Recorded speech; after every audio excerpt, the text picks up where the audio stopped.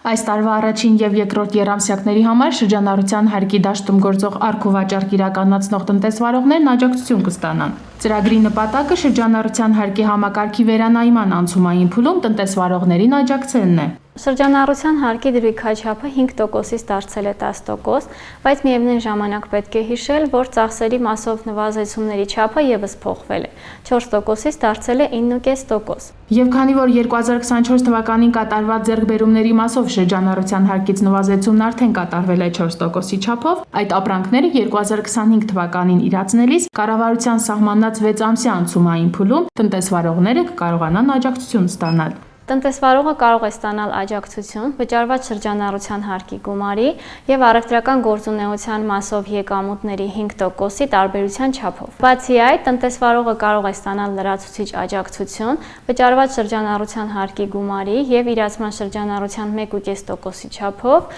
եթե ունի մինչև 2025 թվականը կատարված ձեռքբերումների մասով հարկի գումարից չնվազեցված և փոխանցված գումար։ Սակայն պետք է հիշել, որ լրացուցիչ աջակցության գումարը չի կարող գերազանցել այդ փոխանցված գումարի 1.375 պատիկը։ Դիցուք, եթե առք ու վաճառք իրականացնող տնտեսվարողն այս տարվա առաջին եռամսյակում 900,000 դրամի եկամուտ է ստացել, ունի 100,000 դրամի չափով ծախսեր և 20,000 դրամի չնվազեցված հարկի գումար, ապա շրջանառության հարկն այս պահին գործող դրույքաչափով կկազմի 60,500 դրամ։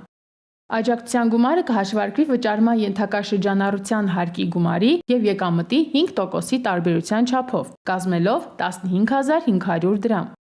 Բացի այդ, տնտեսվարողը որպես լրացուցիչ աջակցություն կկարողանա հետ ստանալ նաև շրջանառության հարկի և իրացման շրջանառության 1.5%-ի տարբերության չափով գումար, բայց այդ գումարը չպետք է գերազանցի չնվազեցված հարկի գումարի 1.375 պատիկը։ Արդյունքում ընդհանուր աջակցության գումարը կկազմի 43,000 դրամ։ Ծրագրից օգտվելու համար տնտեսվարողն էլեկտրոնային եղանակով դիմում է ներկայացնելու հարկային մարմին։ Առաջին եռամսյակի համար դիմումը պետք է ուղարկել մինչև մայիսի 10 ներառյալ, երկրորդ եռամսյակի համար մինչև օգոստոսի 1 ներառյալ։ Դիմումին կից տնտեսվարողը ներկայացնելու է նաև այս տարվա հունվարի 1-ի դրությամբ ապրանքային մնացորդի մասին տեղեկություններ։ Որպեսզի տնտեսվարողը օգտվի աջակցության ծրագրից, պետք է բավարարի մի քանի չափանիշների։